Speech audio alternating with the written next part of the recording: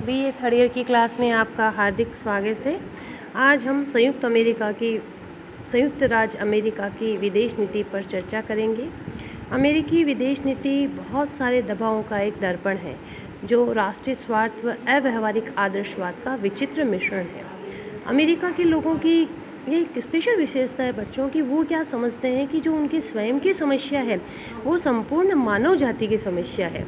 अंतर्राष्ट्रीय समस्याओं में अस्पष्ट होते हुए भी अमेरिका के लोग सदैव यह समझ लेते हैं कि वह सही रास्ते पर है, और ये प्रवृत्ति आज से नहीं, जॉर्ज वॉशिंगटन के काल से ही चली आ रही है।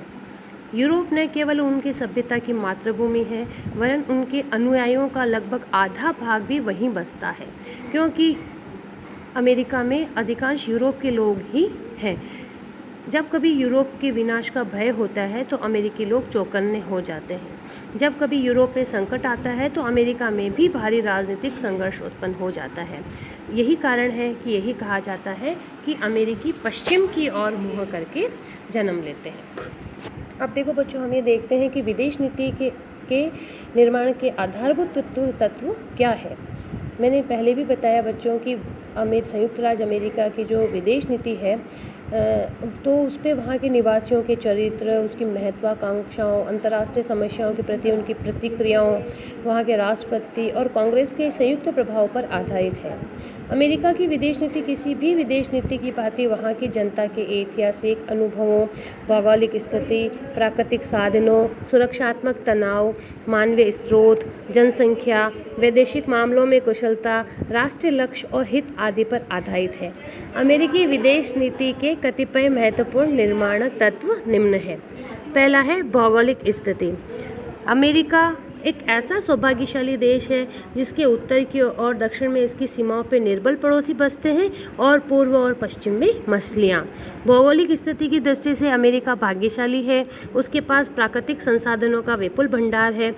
इस भौगोलिक स्थिति के कारण अमेरिका की विश्व में वाणिज्य और व्यापार में आशातीत वृद्धि हुई है। प्राकृतिक साधन भी उसके पास बहुत है। खाद्यान्न, जो पहले कभी उनके लिए समस्या थी, आज वह समस्या भी नहीं रही। सुरक्षात्मक शक्ति की दृष्टि से भी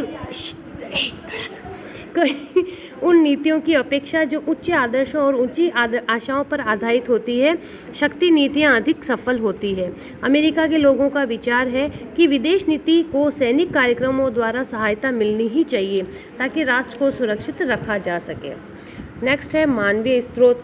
औसत अमेरिकी श्रमिकों का प्रति व्यक्ति उत्पादन अधिकतर गैर पश्चिमी देशों के श्रमिकों के उत्पादन की तुलना में बहुत ऊंचा है।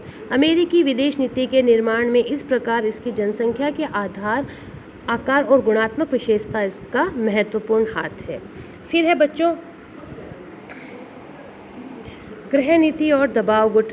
गृह नीति और दबाव गुटों का भी अमेरिका की विदेश नीति पर गहरा प्रभाव पड़ता है। जैसे अमेरिका की फिलिस्तीन संबंधी नीति अल्पसंख्यक यहूदियों की मांग को ध्यान में रखकर बनाई गई थी। धार्मिक और व्यापारिक संस्थाएं तथा दूसरे सामाजिक संगठन भी विदेश नीति को अपने हितों के अनुरूप प्रभावित करते रहते हैं।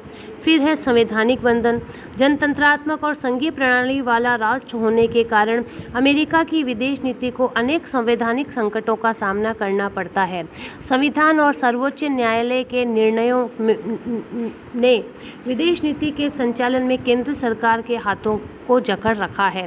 राष्ट्रपति को यदि विदेश नीति के संचालन की जिम्मेदारी दी है तो उसके युद्ध और संधि आदि के निर्णयों पर सीनेट का अंकुश लगा रखा है। फिर है दलगत सहयोग। अमेरिका की विदेश नीति का निर्माण बहुत कुछ दलगत सहयोग और प्रशासनिक समन्वय पर निर्भर रहता है। विदेश नीति के संचालन में उस समय बहुत कठिनाई अनुभव होती है, जबकि राष्ट्रपति उस दल का नहीं होता जिसका कि कांग्रेस में बहुमत होता है। ये तो हो गए बच्चों विदेश नीति के निर्माण के आधारभूत तत्व। अब अमेरिकी विदेश नीति के कुछ उद्देश्य भी हैं। सबसे पहला, हर राष्ट्र का उद्देश्य राष्ट्रीय सुरक्षा होता है, तो अमेरिका की विदेश नीति का प्रमुख लक्ष्य राष्ट्रीय सुरक्षा पे किसी प्रकार की आंच न आने देना है। अमेरिका यूरोप, एशिया तथा अफ्रीका में शक्ति संतुलन बनाए रखना चाहता है। फिर जनतंत्र की रक्षा अमेरिकी विदेश नीति का उद्देश्य है। अमेरिका जनतंत्र का प्रबल समर्थक है। प्रथम महायुद्ध उसने जनतंत्र की रक्षा के लिए ही लड़ा था। साम्यवाद का अवरोध, चूंकि शीत युद्ध चला था बच्चों, तो द्वितीय महायुद्ध के बाद अमेरिका ने साम्यवाद के बढ़ते हुए प्रसार को रोकने का दृढ़ संकल्प ले रखा है। विभिन्न देशों में तनाव कम करना भी उसका विदेश नीति का प्रमुख उद्देश्य है। विश्व शांति और नई विश्व व्यवस्था का निर्माण भी उनके प्रमुख उद्देश्यों में है। 11 सितंबर 2001 के बाद पूर्व जो उस पर हमला हुआ था, उसके बाद आतंकवाद का उन्मूलन भी विदेश नीति की प्रमुख उद्देश्य बन गया है। धन्यवाद।